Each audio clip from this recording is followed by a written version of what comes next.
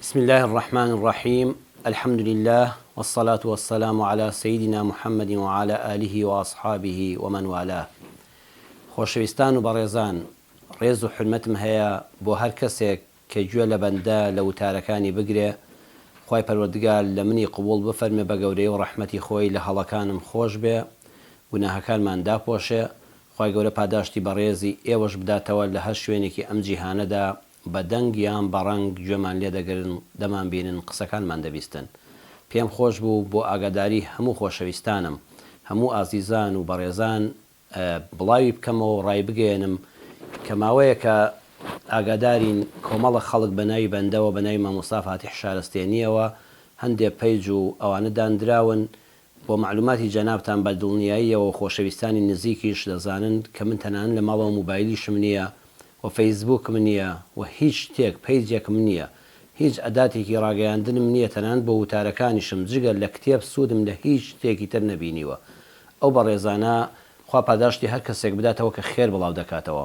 تا ئێستا بێدەنگ بووین، بەڵام بە پێویستی دەزانم لەڕێ ئەم خۆشەویستانی کە لە دەور و بەرمانن ئاگاداریان کردم کە ڕۆژانێکیش دۆستان گلەییمان لێ دەکەن. پەیجانێک پەیدا بوون بە ناوی مامۆستا فاتیح شارستێنیەوە کە دوور و نزیک نە دۆست من، نە هاوڕێ من، نە پرسیان پێکردوم، نە ئیزنی منیان وەرگرتووە.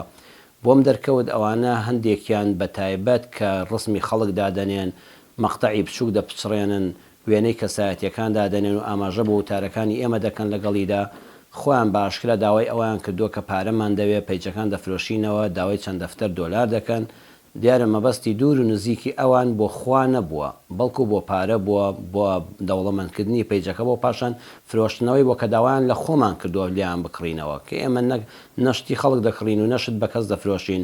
ئەوەی کتومانە خالیسەن مخلیسان بۆ خوای پەروەردگار، ئەو کەسێک کە کێرش و هاوڕێیانی کە دەوری ئەساسیان هەیە لە بەڕێوەبردننی پەیجی مزگەوتی ڕێگای بەهاش، کاک پێشنیار کە سەرپەرشتیاری فەیسبووکە، هەموو ئەو خۆشەویستە سەربازەونانە خۆبەخشانە فی سەبیلیلا بە ماڵی خۆیان، بە سارەی خۆیان، بە کامیلی خۆیان کار دەکەن، تەنها لە پێناوی ئەوەدا خوا لە منی شوێنی ڕازی بێ ئەجرێکی قیامەتمان دەستکەوێ و وشەیەک بۆ بەختەوەرکردنی دین و ژینی خەڵکەکەی خۆمان بگەێنین. بەڵام تکاتان لێ دەکەم هەر کەسێک لە هەر شوێنێکە بینی پەیجێک بە ناوی مامۆستا فاتیح شارستێنەوەیە، ئەوە نە دوور و لە نزیکەوە پەیوەندی بە منەوە نییە. و هەر کەس بۆ ئێستاوانە فێر بوون کۆمنت دەنووسن بە ناوی منەوە، قسە لەسەر خەڵک دەکەن. من حرمەت و ڕێزم هەیە بۆ ئەوانش کە نەیار من، حتا تەنانەت بە پێویستم نەزانی و وڵامیشیان بدەمەوە، ئەوانش گردنیان ئازابێک کە قسەشیان لەسەر کردوین، نە قسە لەسەر خەڵک ناکەم. هیچ کاتێک هیچم نییە تا تەماشایکەم و تەنانەت من لەسەر کۆمپیوتەر نازانم دێڕێک بنووسم. ئەو کتێبەکانە خەڵک بۆم تایب دەکات. ئەگە بمزانەیە خۆم ناوی خۆم بنووسم لەسەر کۆمپیوتەر و ئەوانە، خۆم کتێبی خۆم تایب دەکرد. ئێتر چۆن کۆمنت بۆ خەڵک بنووسم؟ حەقی هیچ کەسێکمان نییە. ئێمە پەیڕە و ڕێبازی خۆمان هەیە کە لە مزگەوتی ڕێگای بەهەشتەوە بڵاوی دەکەینەوە. هەر کەسێک دەیەوێت گوێ لە وتارەکانی من بگرێ، وەکو خۆی بەبێ زیاد و کەم پەیوەندی بکە بە مزگەوتی ڕێگای بەهەشتەوە، پەیجی مزگەوتی ڕێگای بەهەشت کە لەمە دوا برادرانە برایانی خۆمان نیازیان وایە بیگۆڕن بە ناوی مامۆستا فاتیح شارستێنی لە مزگەوتی ڕێگای بەهەشت.